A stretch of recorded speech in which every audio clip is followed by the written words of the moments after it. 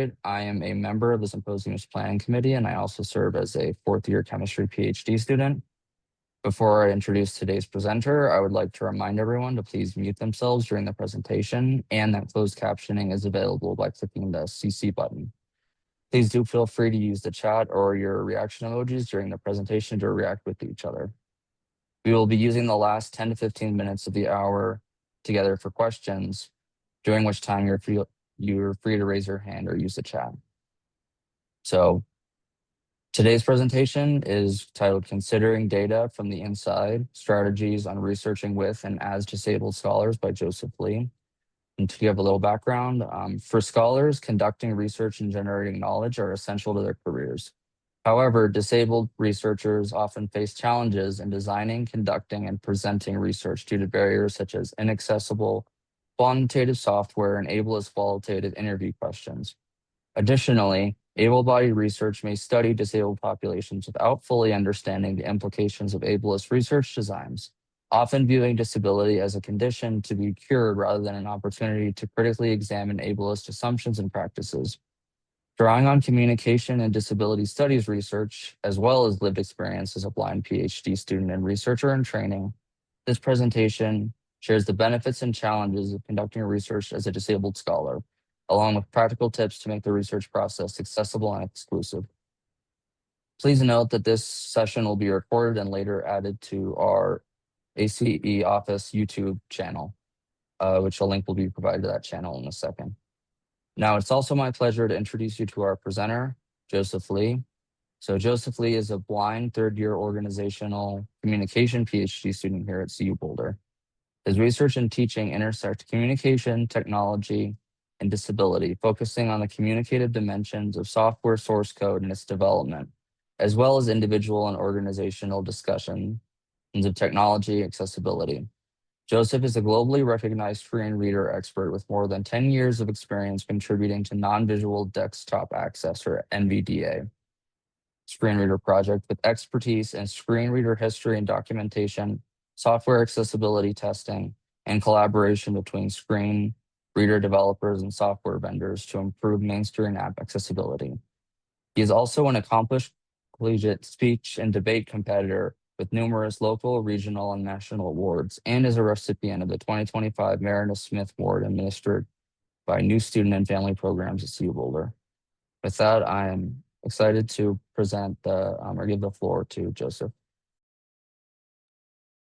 Thank you, Casey. And before we started the presentation, Casey and I had a small talk, and Casey turns out to be another disabled scholar I never knew. This Casey is doing PhD work in chemistry. So what I'll be sharing is some of those things that Casey and I have gone through. But for the most part, the presentation will be focusing on what I've gone through as a disabled scholar and other things that I've learned while searching around and whatnot, as I learned from other disabled scholars. I see some familiar faces. Hello, everybody. I'm Joseph Lee. I am a blind PhD student at University of Colorado Boulder. I am an Asian American man in his 30s, black hair and black eyes behind the sunglasses, and I'm wearing this cool plain shirt with a jacket on top. And I have a headset because I'll be using a screen reader to read presentation content and also respond to your Zoom chat in speech and Braille. I want to thank the organizers of the symposium for giving me an opportunity to talk about researching as disabled scholar and also sharing my experience going through my journey as a graduate student studying organizational communication and as a disabled student and instructor record too. So you may have noticed that when I introduced myself, I took some pauses when introducing two of my identities. That is blindness or disability and my student status, a graduate student. I'll be sharing my screen here with you. Because these combined will be the centerpiece of today's presentation. How do disabled scholars, including here at CU, navigate the research process? A special shout out to communication faculty, students, and staff for being my allies at this time. As well as a special shout out to one of the audience members, Dr. Allison Boardman, who taught me rethinking disability last spring. And what she taught me, specifically looking at disability and indigenous communities, may help me organize this presentation in the first place. So thank you, Dr. Boardman, and others who are here and have made a difference in my life. Okay, so here's how the presentation will play out. So we will talk about, we'll do a quick tour of the research process and researching with disabled participants. Then we'll take a short 30-second break.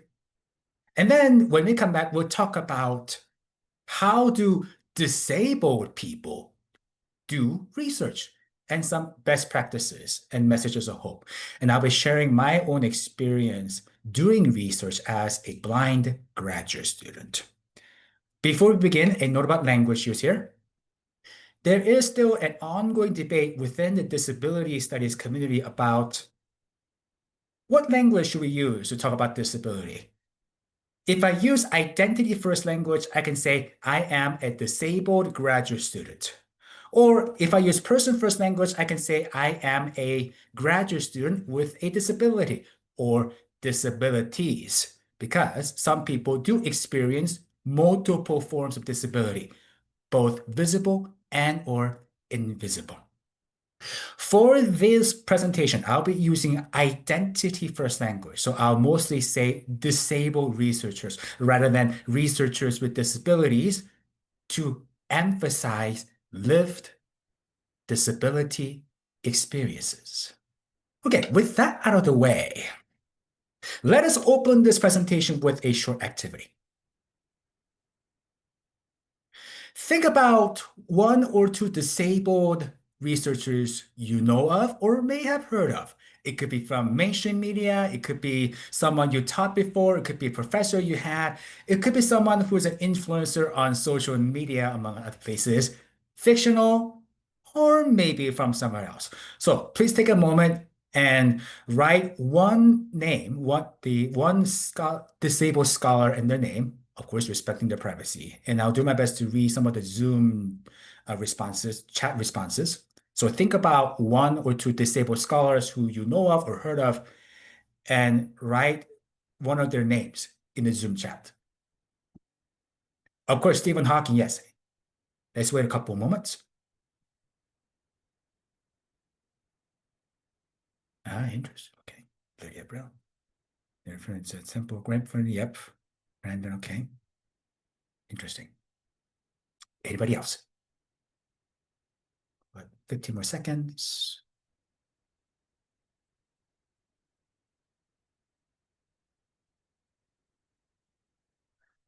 Thank you. Wow, I've seen Stephen Hawking, I saw Lydia Brown, I saw Temple Grandin, and so many other options. Yeah, Dr. Brian Taylor, one of our audience members, says dark academic fiction increasingly depicts witch and vampire faculty as if disabled. That's an interesting point. Thanks for sharing that. So thank you all for sharing the names and other comments. So one example I have is a communication professor in California named Laura Ellingson. I don't have a picture of her at the moment. She is a health communication professor and an ethnographer. In her writing, she talks about being an amputee, going through cancer, and if you are into some qualitative research method, Dr. Ellingson is best known for something called crystallization, using multiple methods to surface multiple truths in qualitative data. Am I right in describing that framework? Please correct me if I'm wrong on that. So Dr. Ellingson is one of the examples. There are other examples of people doing disability research, some of them disabled, and here are some examples. So we have like Dr. Laura Ellingson, who does embodied embodiment and qualitative research. Ashley Shu from Virginia Tech, who talks about techno-ableism, where technology design can perpetuate ableist thinking. We have people, including one blind PhD student at University of Missouri, who talks about the ableist assumptions underlying participant research methods. And towards the bottom, you see CEU members.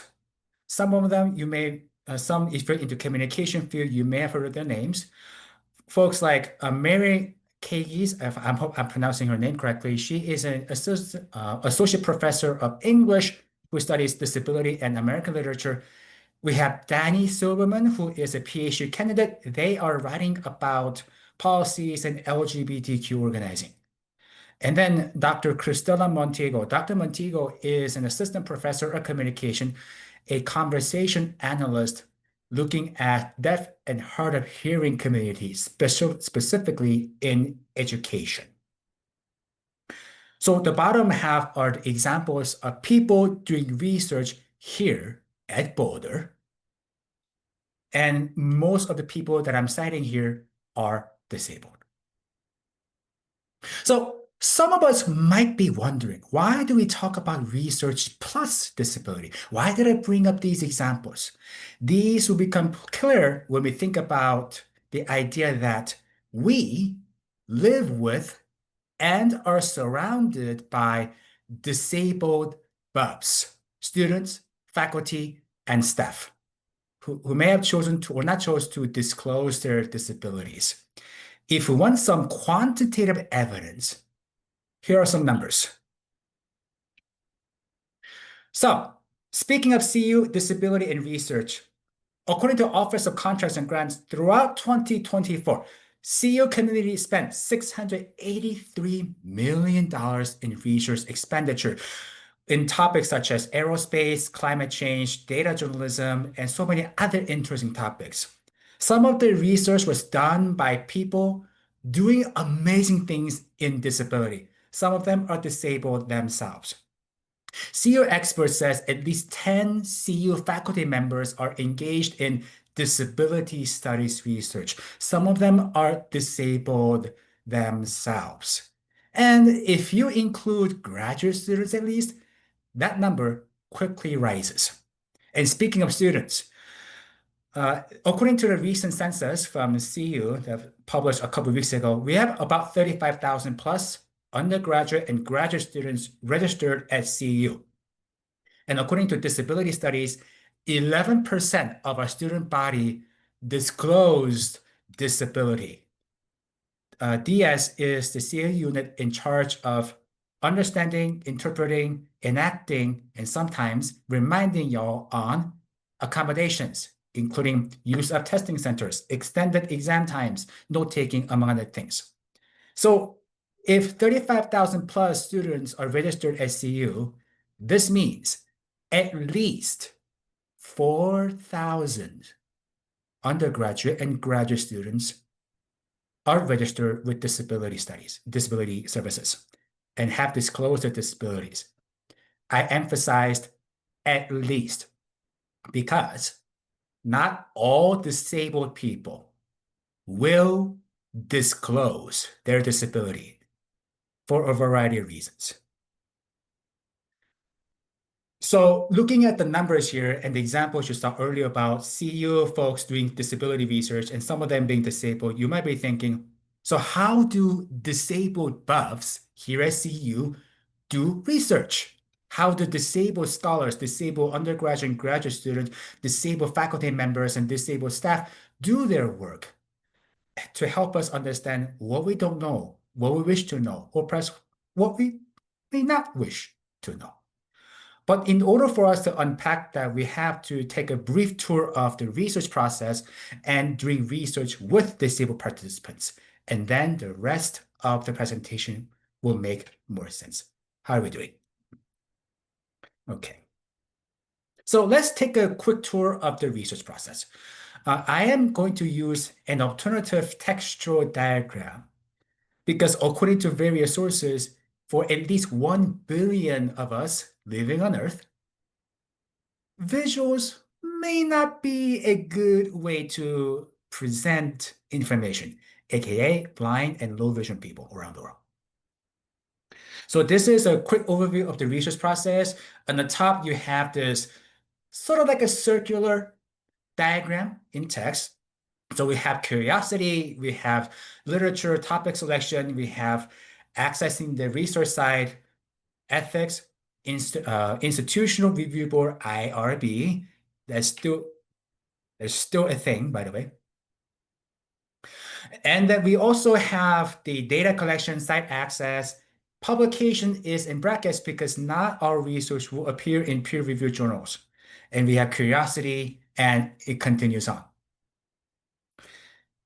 The idea is that research helps us learn and refine what we know. The purpose is create and refine knowledge for a variety through various means. So in connection with this presentation, we might consider this research process plus disability, ... And how do we get started talking about disability plus research? I want us to think about the bold-faced items in this diagram here. We have the design/methodology, we have the ethics/IRB, and we have data collection and analysis and interpretation. These are points where disability can enter the research process. In fact, disability can be part of the entirety of this research process. Not all research that goes through these steps here and there. There are variations. But for social sciences and for natural sciences and humanities, this is a typical research process. Disability not only can enter through bold-faced items, but disability enters the research process anytime and everywhere. So let's say you're working on this cool research topic, on this cool, interesting communication phenomena. For example, how do generative AI can contribute to improved communication in relationships, for example. And you ask, but what would happen if I ask disabled people about their thoughts? So you might ask, how do I go about researching with disabled people? Say, for example, communication research about relationships and use of generative AI, for example. So here are some considerations about doing research with disabled participants. I am intentionally using participants here. So obviously, when you do research, you need to know a thing or two about disability literature. Ask around. Is there anything about disability that I may not know, that some literature out there can teach me a thing or two about disability? The two journals I recommend as starting points are DSQ, Disability Studies Quarterly, published by Society on Disability Studies. It's an old journal that uses various methods and perspectives to talk about disability. The other is DNS, Disability and Society, which talks about disability and social issues and has slightly critical orientation here. The other thing I want to point out, there are two more things I want to point out because of time. One is not all design methods or methodologies that we'll be using to answer some research questions, not all of them will work across abilities. For example, if you're doing quantitative experiments, you may need to ask, can a screen reader user who's blind read my experimental stimuli? Or can I ask around to see if any of my interview questions are ableist in orientation? That, by the way, also extends to informed consent forms. So when you do informed consent forms, asking people, telling them research participation is voluntary and other texts, please remember to make the form accessible and usable and readable. So that's a consideration we need to have when we research with disabled participants. And most importantly, when we think about research ethics, remember, disability is a protected identity category. The technical term for that is disabled people are vulnerable populations. So think about that when you consider doing research on a research topic on disability, and when you do so with disabled participants. So that's a high-level overview. So how do we actually go about doing that? What are some best practices to do research with disabled people? A few recommendations. Two of them I want to point out. Number one, of course, reflect on innovations and ethical negligence because of the past research. Uh, Disabled people have experienced issues and horrors and other things as a result. The two things I want to highlight here are number one, suggestion is try a pilot study. Ask around, ask two or three disabled people about your research topic, discuss your ideas, your questionnaires, your focus group questions, and other things. And listen to their feedback and incorporate their comments as you design your research topic and your research methodology. Because who knows? Maybe one of the people you ask may turn out to be your peer, a scholar who happens to be disabled. As to how disabled scholars might ask questions like, is this research going to be accessible? That is coming up after a short break. And in particular, if you're doing any research with communities, especially if you're doing community-based research, build trust with disabled community members. Ask them how you're doing, ask them about or how would the research have helped them, and let the community and disabled people lead the research if that is appropriate. So build trust, including when you access a research site, especially when you're doing community-led, community-driven, or community-based research. So these are some of the best practices.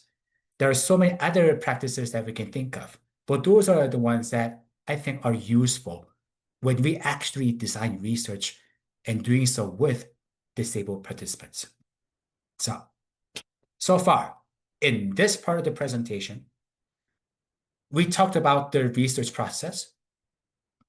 We talked about some of the considerations to be made when we actually design research on a topic on disability, and some best practices to follow when we research with participants. Like I said, if you're doing a pilot study, maybe one of the participants may turn out to be a researcher. As for how disabled researchers talk about disability and navigating the research process, that is coming up after a short 30-second break. So please feel free to drink water, stretch our body, some other things, and do whatever you do. And I'm sure there might be some Zoom chats about questions and comments on other things, and I'll be happy to answer and address them towards the end of our session today. So one thing I usually do with undergraduates when I teach them is create this 1-minute stretch time break in the middle of the lecture so that students can stretch their legs or stretch their arms, drink water, or finish typing notes to give them a space to rest before we dive into the other parts of the lecture when I'm teaching. Or in our case, maybe having this intermission would be a good idea, maybe in the future.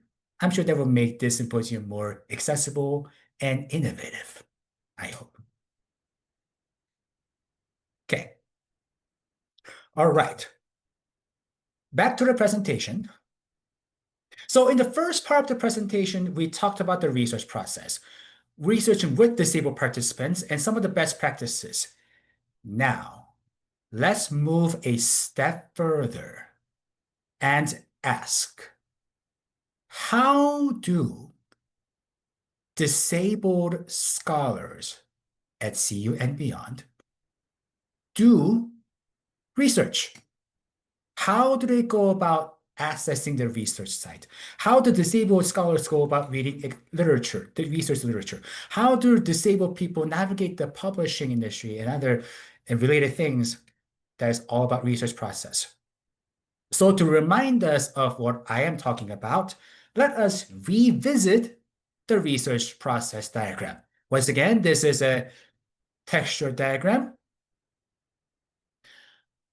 So once again, there's a curiosity, there's a bold items about ethics, about data collection and publication in brackets occurrence, and curiosity and that circular thing again. And now here's the data from the inside. How do disabled researchers, how do you navigate this diagram? How do you do this research step while being disabled? Let us unpack that now. So let me start by giving a disabled scholar's interpretation of this research diagram. So we have curiosity, we have research topics, ethics, we have data, we have then publication, curiosity, and it goes around the circles again. But when a disabled scholar is asked, how do you do that? One potential interpretation is sometimes disabled scholars experience dilemmas. Is my research topic strictly about disability? Is it about something else?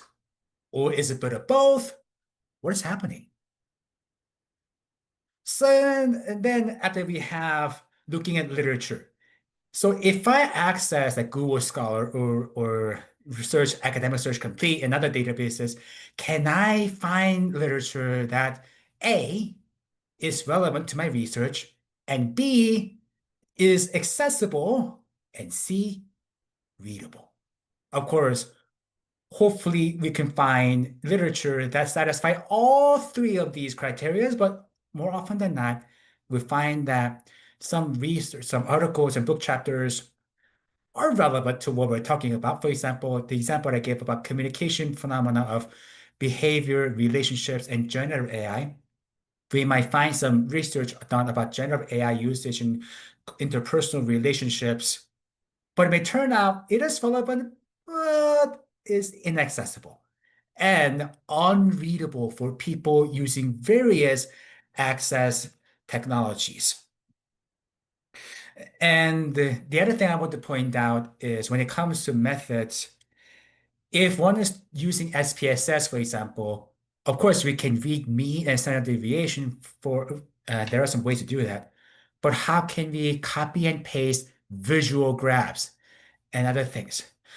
And can I guarantee that my qualitative interview questions are not ableist or minimizes ableism? And obviously, what are some possibilities and limitations when I'm asked to analyze quantitative data, qualitative data, and so many other things, and trying to fulfill publication expectations and things. And that is one scholar's interpretation of the research process. Other scholars have their own interpretation. So when you ask scholars, other disabled scholars to interpret the research diagram that I showed you earlier, they may have different answers. For me, this is my way of interpreting what the research process is like for disabled scholars. And you might be asking questions like, what is my topic? What methodologies will work? What are some ethical questions? Is my informed consent accessible and whatnot? The thing is, when disabled scholars go through all this, they must ask questions, questions, and more questions.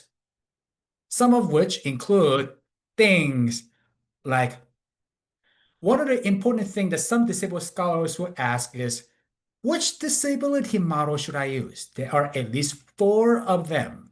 There's a medical model, disability is a curable condition. There's a charity model where disability and social needs are discussed. There is the social model where disability is a social construct. And the critical model, disability, ableism, power structures, and intersectionality. And if I am navigating the research process, how can I call out ableist principles like choosing a strictly quantitative methods as opposed to doing it more in an accessible way, using specific versions of software like SPSS and NVivo.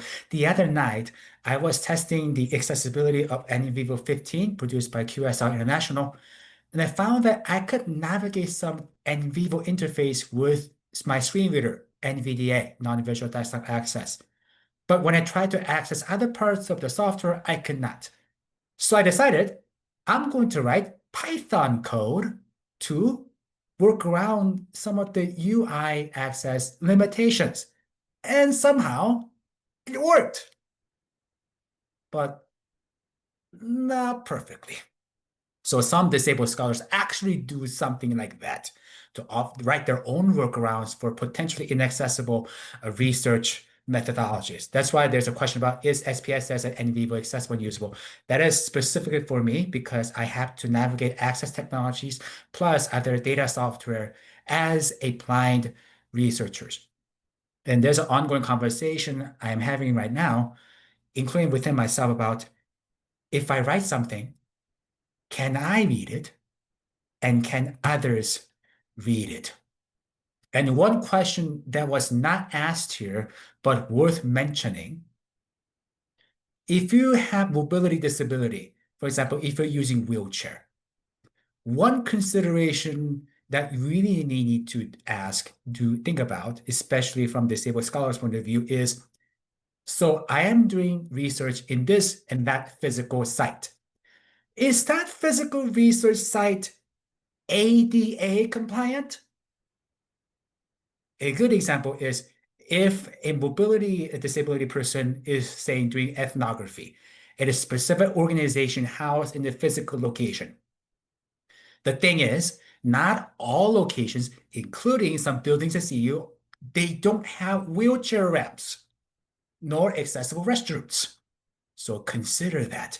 That question is not up there, but it's worth considering too, because our disabilities will help us make informed choices on what works best and what may not work.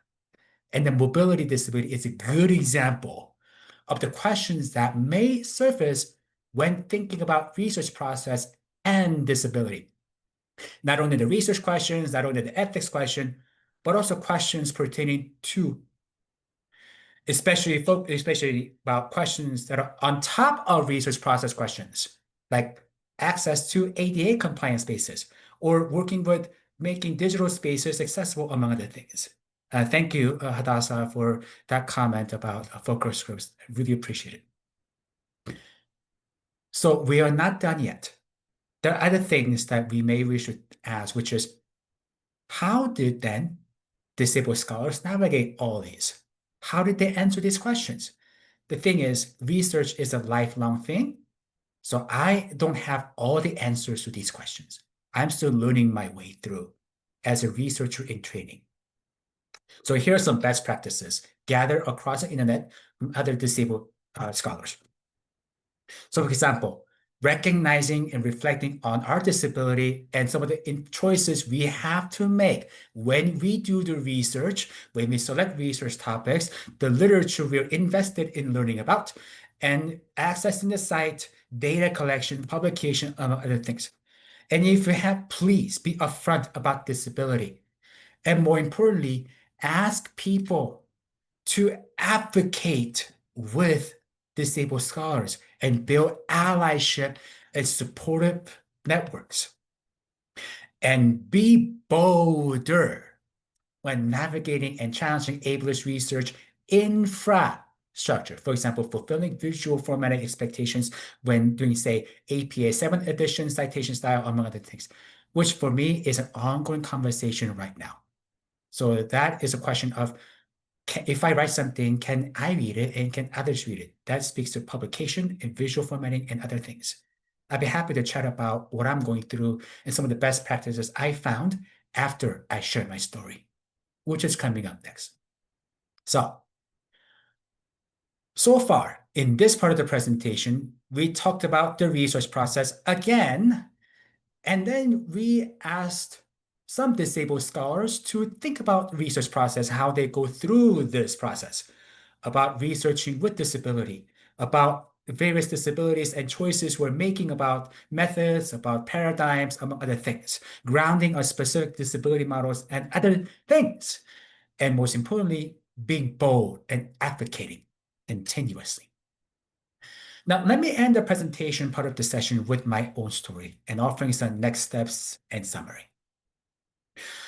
Last spring, in spring 2025, I took a graduate qualitative communication research methods course. And as part of my project, I looked at social media content moderation with community notes.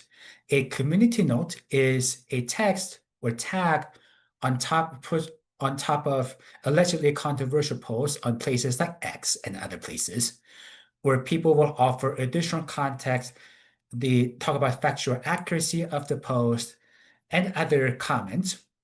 And people across diverse spectrum are asked to comment on the community note and rank the helpfulness of the note and the post. Sometimes, not always. So I went through that as my research project. I cannot tell you the answers and results I found because that shall remain in the classroom. But here are some things I learned while doing research. So in short, doing research like this as a blind person can be both fulfilling and frustrating. Here's why. So again, the community notes. So data I looked at is a spreadsheet where we had community notes text, some ranking numbers, and other things. So I have managed to access the data, ask for IRB approval. I don't know what happened after that. And speaking of IRB, my suggestion for IRB SEU is please make it more disability friendly. So speaking about the research and data analysis I did, I sat down with my screen reader on, listening to this long series of numbers with speech. And I later learned that the community notes text was the rightmost column in the data table. And I read backwards from the end. But then reading that with speech was not efficient. Although some people find speech from screen readers to be very efficient. So I pulled out my Braille display, which I'm sitting in front of me, and also I'm using this to read my PowerPoint to make sense of it also. And then I read it with my screen reader using speech and Braille. I scrolled backwards and forwards with Braille, and then read it, made sense of it, took notes, and tried to do some analysis. And I found some interesting literature too about content moderation. Thankfully, all of the literature I found were relevant, accessible, and readable. Great. But there's a saying in the disability community that goes, there is no such thing as accessible PDF. Now, of course, I have to use access technologies like screen readers to make sure that I'm reading what I'm reading and making sure I'm doing my data analysis correctly. And can I and others read what I wrote, aka publication and other things? So reflecting on that experience from the spring semester class, and the lesson I've learned is doing research as a disabled person is both fulfilling and frustrating. Fulfilling because I learned some interesting tidbits about community notes, how to spot them, what works well and whatnot. Again, the actual results I cannot share.